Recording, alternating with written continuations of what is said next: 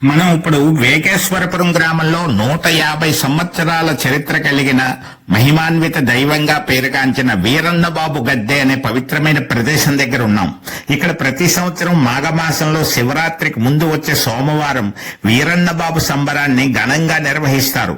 సమీప గ్రామాల నుంచి కూడా భక్తులు సంబరంలో పాల్గొంటారు. ముందుగా ఆలయ ప్రాంగణంలో ఉన్నటువంటి గణపతి, నాగేంద్ర స్వామి వార్ల విగ్రహాల దర్శనం చేసుకుని కమిటీ సభ్యులు తెలియజేసే ఆలయ చరిత్రను మనం విని అప్పుడు స్వామివారి యొక్క దర్శనానికి బయలుదేరదాం. సుమారు 150 సంవత్సరాల క్రితం వేగేశ్వరపురం గ్రామంలో సిద్ధావారి ఇంట్లో ఒకరోజు చిన్న పిల్లవానికి స్నానం చేయించి ఉయ్యాల్లో పడుకోబెట్టారు. చిత్రంగా ఆ పిల్లవాడు నిద్రలోనే ప్రాణాలు విడిచాడు. మరొక అద్భుతంగా ఆ మరునాడు తెల్లవారేసరికి ఖాళీ స్థలంలో ఒక పెద్ద పుట్ట కనిపించింది. ఆ బాలుడే వీరన్నబాబుగా మారినట్లు పూనకం ద్వారా తెలియజేయడం జరిగింది. ఆనాటి నుంచి సిద్ధ వంశీకులకి ఇలవేల్పుగా వీరన్నబాబుగా, వీరభద్రస్వామిగా పూజలు అందుకుంటున్న స్వామి మహిమలు పెరగడంతో గ్రామస్తులందరూ పూజించడం మొదలుపెట్టారు. వివాహాలు, సంతాన ప్రాప్తి వంటి కోరికలు తీరడంతో వీరుడి సంబరాలు చేసే సాంప్రదాయం మొదలైంది. స్వామి అనుగ్రహంతో పుట్టిన పిల్లలకు వీర అనే పేరు చేర్చి వీరపండు, వీర్రాజు, వీరలక్ష్మి, వీరవేణి, వీరరాఘవ, నాగేశ్వరరావు, వీరభద్రం వంటి పేర్లు పెట్టుకోవడం ఆనవాయితీగా కూడా మారింది ఈ ప్రాంతంలో. ప్రతి సంవత్సరం 60కి పైగా బోనాలు ఇక్కడ జరుగుతాయి అంటే మహిమ ఎంత గొప్పగా ఉందో మనం అర్థం చేసుకోవాలి.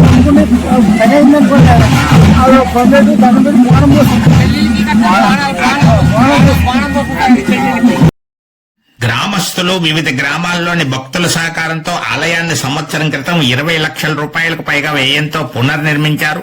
ప్రతి సోమవారం 100 మందికి పైగా భక్తులు దర్శనానికి వస్తుంటారు. వీరన్నబాబు పట్ల తమ భక్తికి గుర్తుగా ఒక్కో విభూతి పండును కూడా ఉత్సవం జరిపించుకునే ఆలయంలో సమర్పించే సాంప్రదాయం కొనసాగుతోంది. శివరాత్రికి ముందు జరిగే సంబరంలో శక్తి వేషాలు, గజశూలలు, గరగ నృత్యాలతో గొప్ప సంబరం చేస్తారు. ఆ సంబర దృశ్యాలను పరసా టీవీ ద్వారా మీ అందరికీ వీక్షించే అవకాశం కల్పిస్తున్నాం. మరి మీరు కూడా ఒక్కసారి వీరన్నబాబు దర్శనానికి వచ్చి